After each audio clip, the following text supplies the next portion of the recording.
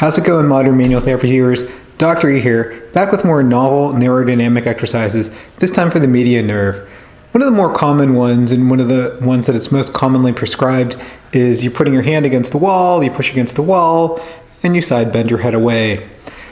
That one tends to be quite a bit of a tensioner, and it is quite a bit uncomfortable, especially if you have a lack of wrist extension and finger extension, and that is particularly threatening. It tends to send those really uncomfortable lightning shock or paresthesias down the arm. So if you review some of the research that Butler goes over in the sensitive nervous system on abnormal impulse generating sites, we don't really know where that peripheral nerve may be kind of tethered and sensitized, so it's better off treating the entire neural container.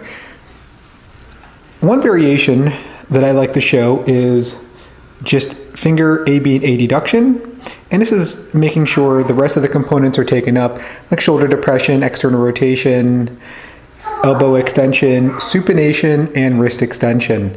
So variation 1 is just finger AB adduction.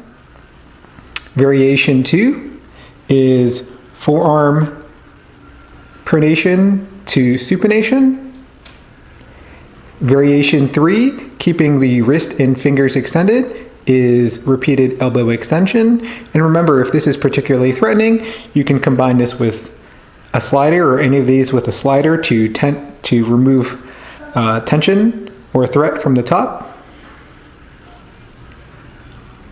Variation 4 is shoulder circumduction, and you can do that in either like an external rotation bias or an internal rotation bias.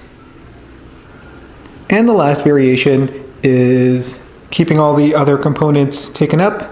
You start with a slider and just shoulder distractions.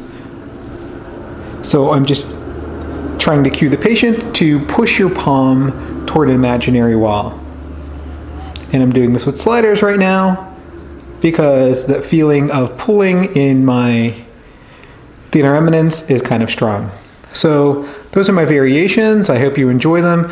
A patient can do any one of those, typically around 30 seconds of oscillations, not a held prolonged stretch. That is typically very uncomfortable.